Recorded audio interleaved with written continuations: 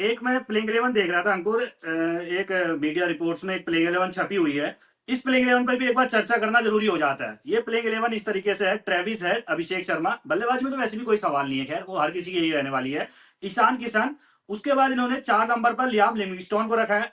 5 number पर इन्होंने नीतीश कुमार रेड्डी को रखा है। 6 नंबर पर हेनरी क्लासन को रखा है। 7 नंबर पर अनिकेत वर्मा को रखा है। अनिकेत वर्मा खेलेंगे। जिस तरीके से पिछला सीजन उनका गया, बहुत बेहतरीन सीजन गया, इंपैक्ट वाली पारियां उन्होंने खेली है, तो वो खेलेंगे। उसके बाद इन्होंने यहाँ पर ब्राइडन कार्स को रखा है। ये भी ऑलराउंडर अच्छे हैं, गेंदबाजी भी करते हैं बेहतरीन।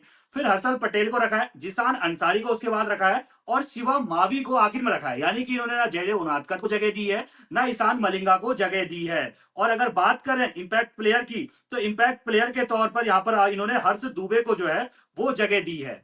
तो लगता है आपको कि ये प्लेइंग 11 फिट हो सकती है? क्योंकि इसमें गेंदबाज देखेंगे, शिवम मावी हो गया, हर्षल पटेल, ब्राइडन कार्स हो गया, क्योंकि ब्राइडन कार्स भी अच्छी गेंदबाजी कर लेते हैं। यानी कि पैट कमिंस जब आएंगे तो ब्राइडन कार्स बाहर हो जाएंगे, और ब्राइडन कार्स जब तक पैट कमिंस नहीं है तो गेंदबाजी ये भी अच्छी तेज गेंदबाज जो है ये भी कर सकते हैं। तो मानते हैं आपकी ये प्लेइंग 11 भी फिट बैठ सकती है? खजर सीट प्लेइंग लेवल, लेकिन वही है कि भाई शिवम मावी पे क्या आप विश्वास करोगे? बाकी सब नाम तो ठीक है, बाकी सब नाम आपके मेरे सेम है, आपके भी यही होंगे, मैंने भी जो बताया यही थे, बस अनिकेत नहीं थे मेरी टीम में। लेकिन उसके अलावा आप देखो शिवम मावी, मेरे को बस शिवम मावी का डाउट है खजान, बाकी तो टीम अच्छी है, कोई बुरी नहीं है, खिला सकते हैं, ये भी प्लेइंग इलेवन के साथ जा सकते हैं। कि भाई एसआरएच की कभी गेंदबाजी ताकत हुआ करती थी। 114 115 रन बनाकर भी इन्होंने रोके हैं। उस समय इनकी गेंदबाजी में देखो, भुवनेश्वर कुमार हुआ करते थे। उस समय इनके पास स्पिनर्स के में कमाल नबी हुआ करते थे, और दूसरे जो है राशिद खान हुआ करते थे। ऐसी गेंदबाजी हुआ करती थी। लेकिन अब अचानक बिल्कुल, से क्या हो टी गया कि आपने नटराजन भाई यहाँ से पैट निकले कमिंस के खजान। हवाले सब कर दिया। टी नटराजन इनके पास थे, इनके पास उमरान मलिक थे उस टाइम, उमरान मलिक का जब पीक टाइम था। आपने सही कहा, भुवनेश्वर कुमार थे। तो उस टाइम पे बॉलिंग इंडियन ही थे, ऐसा नहीं है कि फॉरनर इनके पास कोई बॉलर रहा है। फॉरनर एक डेल स्टेन के अलावा मुझे लगता नहीं है इन्होंने किसी पे विश्वास जताया, इनके पास जितने भी होते थे इंडियन खजान, इंडियन फास्ट बॉलर होते थे। लेकिन अब पता नहीं क्या एसआरएच की प्लानिंग रही है कि भाई पैट कमिंग के इर्द गिर्द सब कुछ रहेगा, पैट कमिंग जो है कप्तान है, पैट कमिंग ही सब कुछ है, पैट कमिंग के अलावा कुछ नहीं देख रहे हैं इस समय शायद एसआरएच वाले। लेकिन उसके अलावा खजन अभी मैं ना आकाश चोपड़ा की प्लेइंग 11 देख रहा था, जो उन्होंने बनाई है एसआरएच की प्लेइंग 11, आकाश चोपड़ा ने।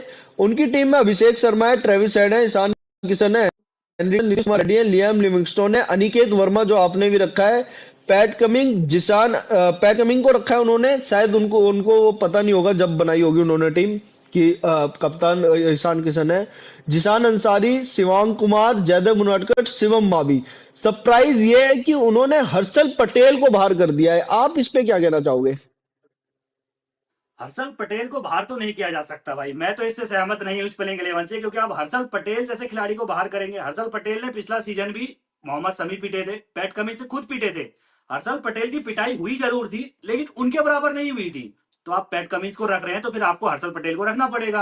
आप हर्षल पटेल से 10 ओवर के बाद गेंदबाजी करवाते हैं, ऐसा भी कोई क्या लिखवा लिया कि 10 ओवर के बाद ही करेंगे? आप उनको शुरुआत में देकर तो देखो, क्या पता कमाल करने लगे। पहले शुरुआत में गेंदबाजी करते भी थे। आरसीबी ने शायद वो चलन निकाला था जब उन्होंने पर्पल कैप जीती थी। तो 10 ओवर के बाद उनसे गेंदबाजी करवाई जाती है। डेथ ओवर में जो गेंदबाज आएगा उसकी पिटाई होगी होगी। आखिर में अगर आपके पास 6-7 विकेट बचे हैं, तो भाई कोई भी गेंदबाज आ जाए, बुमराह आ जाए, कोई भी आ जाए, जो बल्लेबाज होगा वो सिर्फ बल्ला घुमाएगा। हर्षल पटेल को मैं बाहर नहीं कर सकता अपनी प्लेइंग 11 से। हर्षल पटेल मेरी प्लेइंग 11 में 100% रहने वाले हैं।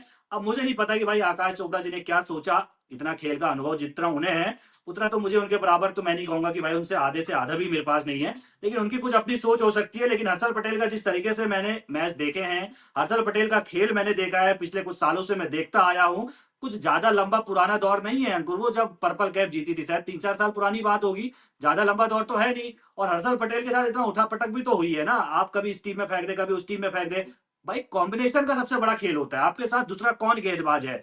अगर आपके साथ भुवनेश्वर कुमार है, अगर आपके पास बुमराह है, दूसरा गेंदबाज जब आपका कमाल का होता है, तो आपकी गेंदबाजी खुद सबसे बेहतरीन होती है। जब आपके पास दूसरा गेंदबाज उनादकट हो, जब आपके पास दूसरा गेंदबाज शिवम मावी हो, तो फिर आप कहां से अच्छी गेंदबाजी कर पाएंगे? जब दूसरा भी पिट रहा है तो आपको भी पिटना ही पिटना है। जब एक अगर कम पिटे, तो फिर आप भी वहां पर अपना असर डाल सकते हैं, इंपैक्ट डाल सकते हैं। ऐसा होता है, ये अक्सर होता है। लेकिन मैं हर्षल पटेल को अपनी प्लेइंग 11 से अंकुर बाहर नहीं कर सकता।